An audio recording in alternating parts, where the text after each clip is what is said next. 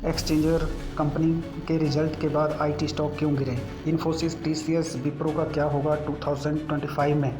News: Infosys गिरा, TCS गिरा, विप्रो भी नीचे और सबका रीज़न एक ही, एक्सचेंजर का रिजल्ट। लेकिन एक्सचेंजर ने ऐसा क्या बोल दिया और आप जिनके पास आईटी स्टॉक हैं आपको क्या करना चाहिए? आज बात करेंगे एकदम सिंपल भाषा में। दोस्तों, एक्सचेंजर एक दुनिया की सबसे बड़ी आईटी और कंसल्टिंग कंपनी है। जैसे इन्फोसिस और टीसीएस इंडिया में काम करते हैं, वैसे ही एक्सचेंजर यूएस और यूरोप के क्लाइंट के लिए सॉफ्टवेयर, क्लाउड और आईटी सपोर्ट का काम करती है। अगर एक्सचेंजर बोलती है कि क्लाइंट के पैसे कम खर्च कर रहे हैं, तो उसका सीधा सिग्नल होता है पूरे आईटी सेक्टर में काम कम हो रहा है। एक्सचेंजर Q3 रिजल्ट क्या कहते हैं? जून 2025 में एक्सचेंजर ने अपना क्वार्टरली रिजल्ट दिया और वहाँ कुछ दिक्कत की बातें सामने आई।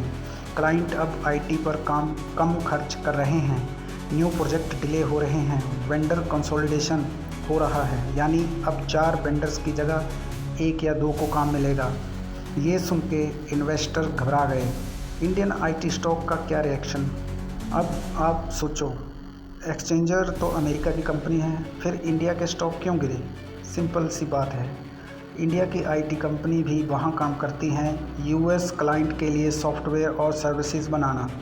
तो अगर एक्सचेंजर को काम कम मिल रहा है तो इन्फोसिस या विप्रो को भी इम्पैक्ट हो सकता है। इस डर की वजह से इन्फोसिस, टीसीएस, एचसीएल, टेक महिंद्रा सब स्टॉक गिर गए। एनालिस्ट क्या कहते हैं? कोटक इंस्टीट्यूशनल इक्विटीज़ ने बोला है कि नए प्रोजेक्ट स्लो हो रहे हैं, क्लाइंट सिर्फ ट्रस्टेड वेंडर के साथ काम कर रहे हैं। आईटी इंडस्ट्री में डील विंस और हायरिंग दोनों स्लो हो चुके हैं, यानी शॉर्ट टर्म में और भी प्रेशर आ सकता है। इंडियन आईटी सेक्टर पे असर। अब बात करते हैं इसका इम्पैक्ट क्या हो सकता है।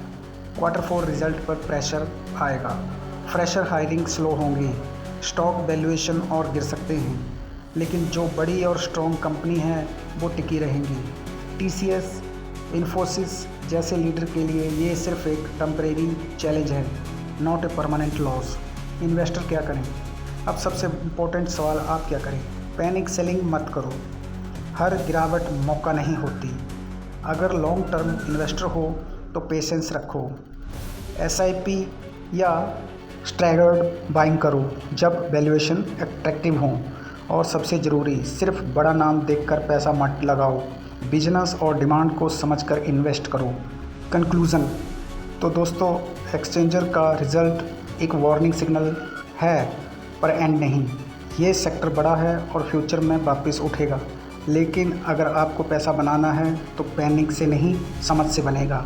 अगर ये वीडियो पसंद आई हो तो कमेंट करो, शेयर करो अपने आईटी इन्वेस्टर दोस्तों के साथ और सबसे ज़रूरी सब्सक्राइब करो मार्केट की खबर चैनल को।